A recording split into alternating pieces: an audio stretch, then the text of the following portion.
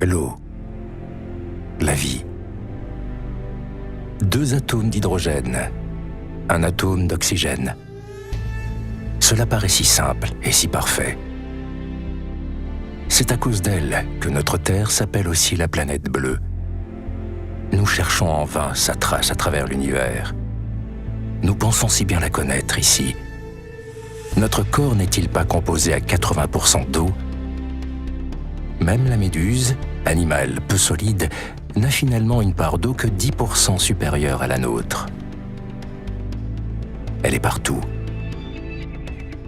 Si nécessaire, si importante, mais pourtant si capricieuse. L'eau est dangereuse lorsque le déluge s'abat. Comme aujourd'hui, voici le ciel qui enfin nous promettait chaleur et réconfort, mais qui se déchaîne et nous inonde. On appelle cela la crue. Justement, ce sont les crues, parfois soudaines, mais difficilement maîtrisables, que nous cherchons à anticiper en observant les nuages.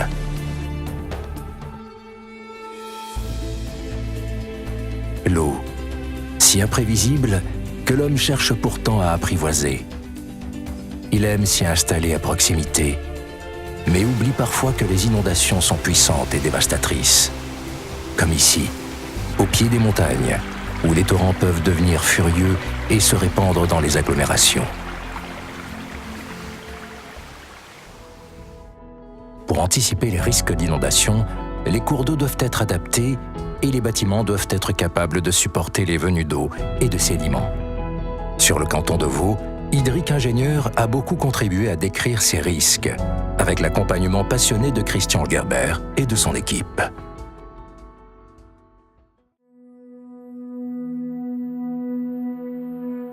Nos barrages, notre patrimoine collectif, s'exploitent avec finesse et veulent profiter de chaque goutte d'eau.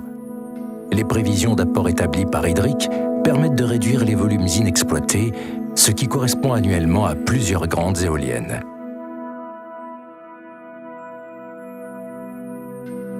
Les plus grands barrages des Alpes font confiance à nos prévisionnistes, emmenés par Muriel et Michael, qui tous les jours tentent de deviner l'énergie à exploiter.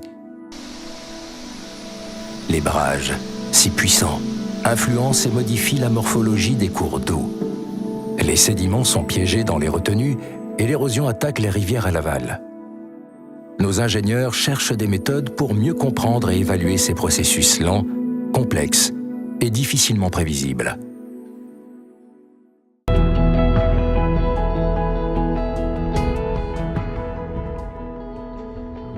L'eau doit être protégée.